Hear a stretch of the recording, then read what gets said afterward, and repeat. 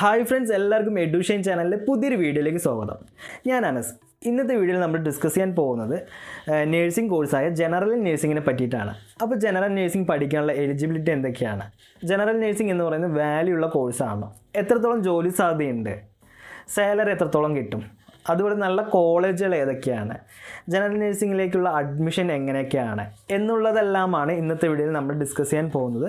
അപ്പോൾ നേരെ വീഡിയോയിലേക്ക് പോകാം. വീഡിയോയിലേക്ക് പോകുന്നതിന് മുമ്പ് നിങ്ങൾ ചാനൽ സബ്സ്ക്രൈബ് ചെയ്തില്ലെങ്കിൽ ചാനൽ മറക്കാതെ സബ്സ്ക്രൈബ് ചെയ്യുക. എന്നിട്ട് തൊട്ടടുത്ത് കാണുന്ന ബെൽ ഐക്കണിൽ ഓൾ എന്നൊരു ഓപ്ഷൻ എനേബിൾ ചെയ്യുക. എങ്കിൽ മാത്രമേ ഞങ്ങൾ അപ്ലോഡ് ചെയ്യുന്ന പുതിയ വീഡിയോസിൻ്റെ നോട്ടിഫിക്കേഷൻ എല്ലാം നിങ്ങൾ കറക്റ്റായിട്ട് ലഭിക്കുകയുള്ളൂ.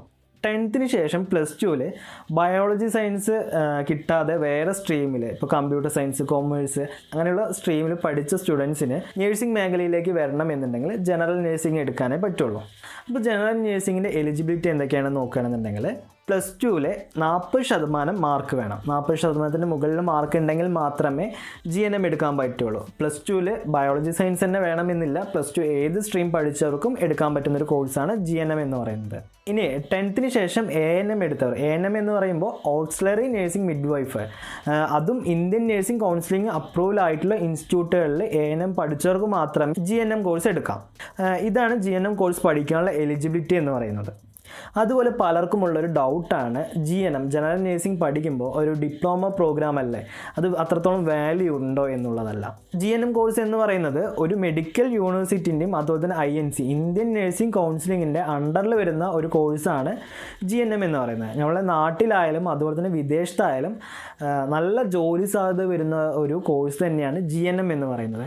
അപ്പോൾ ഈ GNMന് ശേഷം പോസ്റ്റ് ബേസിക് BSc നേഴ്സിംഗ് എന്ന് പറയുന്ന കോഴ്സുണ്ട്. അത് 2 വർഷം ഡ്യൂറേഷൻ വരുന്നൊരു കോഴ്സാണ്. നിങ്ങൾ ഈ ഒരു കോഴ്സും കൂടി കംപ്ലീറ്റ് ചെയ്യണമെന്നുണ്ടെങ്കിൽ BSc നേഴ്സിംഗിന് ഈക്വലൻ്റ് ആവും. ഇനി GNM കോഴ്സിൻ്റെ അഡ്മിഷൻ എങ്ങനെയാണ്, കേരളത്തിലെ അഡ്മിഷൻ പ്രൊസീജിയേഴ്സൊക്കെ എങ്ങനെയാണ് അഡ്മിഷൻ ലഭിക്കുക എന്നുള്ള കാര്യം നോക്കാം. കേരളത്തിൽ 3 ടൈപ്പിലാണ് അഡ്മിഷൻ നടക്കുന്നത്. ഒന്ന് DME എന്ന് പറയുമ്പോൾ ഡയറക്ടർ ഓഫ് മെഡിക്കൽ എഡ്യൂക്കേഷൻ. ഇതിൽ വന്നിട്ട് SC ST മാത്രമേ ഈ ഒരു സീറ്റിലേക്ക് അഡ്മിഷൻ ലഭിക്കുകയുള്ളൂ. ഇത് കേരളത്തിൽ വന്നിട്ട് ടോട്ടൽ 3 കോളേജുകളിൽ 3 ഗവൺമെൻറ് മെഡിക്കൽ കോളേജിലേക്കാണ് ഈ DME വഴി അഡ്മിഷൻ ലഭിക്കുന്നത്. ഇനി DHS എന്ന് പറയുമ്പോൾ ജില്ലാ തലത്തിൽ ഓരോ കോളേജിൽ വരുന്നുണ്ട്. ആ ഓരോ കോളേജിലേക്കും അഡ്മിഷൻ എടുക്കാം. ഇതിൽ എല്ലാവർക്കും അപ്ലൈ ചെയ്യാൻ പറ്റും. അതിൽ വളരെ ചുരുങ്ങിയ സീറ്റുകൾ മാത്രമേ ഉള്ളൂ. ഓരോ കോളേജിലും 30 അതുപോലെ തന്നെ 20 സീറ്റ് അത്രയൊക്കെ ഉള്ളൂ. അപ്പോൾ വളരെ കുറവ് സീറ്റുകൾ മാത്രമേ ഉള്ളൂ. നല്ലൊരു മാർക്ക് നിങ്ങൾക്ക് ഉണ്ടെങ്കിൽ മാത്രമേ ഗവൺമെൻറ് സീറ്റിൽ GNMന് അഡ്മിഷൻ കിട്ടുള്ളൂ.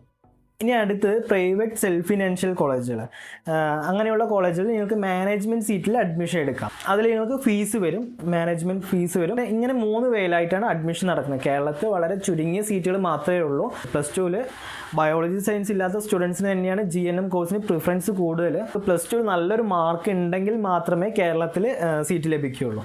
കേരളത്തിൻ്റെ ഔട്ട്സൈഡ് നോക്കണമെങ്കിൽ ധാരാളം നല്ല കോളേജുകൾ വരുന്നുണ്ട്.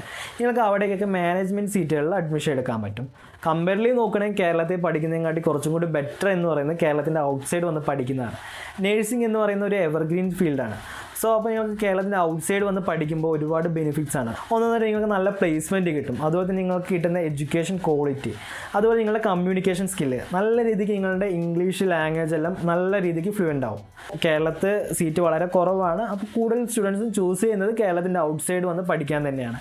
അപ്പോൾ അങ്ങനെയുള്ള കോളേജുകളും അവൈലബിൾ ആയിട്ടുണ്ട്. നിങ്ങൾ അങ്ങനെയുള്ള കോളേജ് ചൂസ് ചെയ്യുന്ന സമയത്ത് നല്ല കോളേജാണോ, ആ കോളേജിന് എല്ലാ അഫിലിയേഷൻസ് കാര്യങ്ങളെല്ലാം ഉണ്ട് എന്നുള്ളത് ചെക്ക് ചെയ്തിട്ട് വേണം അഡ്മിഷൻ എടുക്കാനായിട്ട്.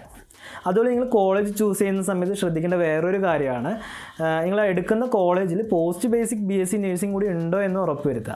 കാരണം എന്താ പറഞ്ഞാൽ നിങ്ങൾക്ക് GNM കഴിഞ്ഞിട്ട് പോസ്റ്റ് ബേസിക് നേഴ്സിംഗ് അവിടെ നിങ്ങൾ പഠിച്ച കോളേജിൽ തന്നെ എടുക്കുകയാണെന്നുണ്ടെങ്കിൽ നിങ്ങൾക്ക് കുറച്ചും കൂടി കംഫർട്ടായിരിക്കും. ഇനി ആർക്കെങ്കിലും ഈ ജനറൽ നേഴ്സിംഗ് കോഴ്സിനെ പറ്റിയിട്ടോ അല്ലെങ്കിൽ ഈ കോഴ്സിലേക്കുള്ള അഡ്മിഷൻ, കേരളത്തിൽ എങ്ങനെയാണ് അഡ്മിഷൻ, അല്ലെങ്കിൽ കേരളത്തിൻ്റെ ഔട്ട്സൈഡൊക്കെ എങ്ങനെയാണ് അഡ്മിഷൻ കിട്ടുക, നല്ല കോളേജുകൾ ഏതൊക്കെയാണ് എന്നുള്ള കൂടുതൽ ഡീറ്റെയിൽസ് എന്തെങ്കിലും അറിയണമെന്നുണ്ടെങ്കിൽ താഴെ കാണുന്ന നമ്പറിൽ നിങ്ങൾ കോൺടാക്ട് ചെയ്യുക. അതുപോലെ നിങ്ങൾക്ക് വേറെ ഏതെങ്കിലും കോഴ്സുകളെ പറ്റിയിട്ട് അല്ലെങ്കിൽ വേറെ ഏതെങ്കിലും കോളേജുകളെ പറ്റിയിട്ട് അറിയണമെന്നുണ്ടെങ്കിൽ താഴെ കാണുന്ന നമ്പറിൽ കോൺടാക്ട് ചെയ്യുക. അതുപോലെ ചാനൽ സബ്സ്ക്രൈബ് ചെയ്തില്ലെങ്കിൽ ചാനൽ മറക്കാതെ സബ്സ്ക്രൈബ് ചെയ്യുക.